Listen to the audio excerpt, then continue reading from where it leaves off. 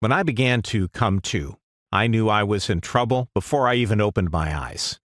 There was the familiar feeling of fogginess, the awareness that I had gotten impossibly drunk again, and the immediate rush of shame for letting it happen once more.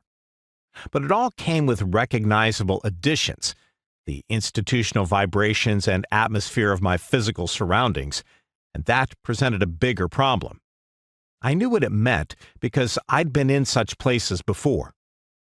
A dull ache in the back of my head told me that I was lying on a hard floor, and I could tell that I had my feet propped up on a hard chair of some kind.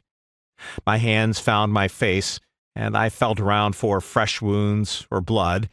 Injuries had happened in the past, and finding none, I opened my eyes. I've heard it said in the rooms of Alcoholics Anonymous that often we problem drinkers don't wake up from sleeping one off as much as we come to, and that's exactly what happened to me that day. I sat up, still on the floor, and took it in. A holding room in what was certainly a police station. There were rows of plastic chairs, joined together by armrests to prevent anyone from lying down across several seats, which was evidently why I had been passed out with my head on the floor. Bolted to the ceiling was a television, somewhat loudly playing a program I don't recall today. Around me, other men were engaged in various methods of doing nothing.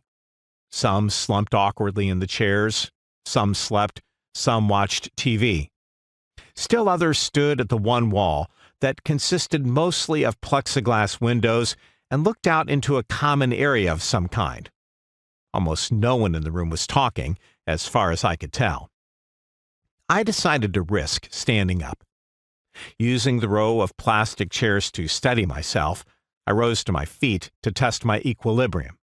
Once upright, I walked over to the wall of windows without incident. I could see another, larger room on the other side of the partition. There were cops out there. Lots of them.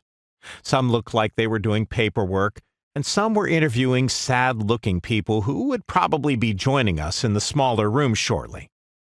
For some reason, I felt compelled to reach with my hand to feel my pockets, knowing what I would find, rather what I would not find as the case was. My wallet was missing. I patted both front pockets. No cell phone. Looking down, I saw that my shoes were gone as well, and lifting my shirt, I discovered that I was beltless also. There was a guy standing near me by the window. "Where are we?" I asked him. "Fairfax," he said. "Fairfax what?" "Fairfax County Jail," he said, and moved away. I didn't feel hungover yet because I was undoubtedly still quite drunk, but I thought sitting down for a while would feel much better than standing. As I found a spot on a hard plastic chair, I tried to take stock of what I knew.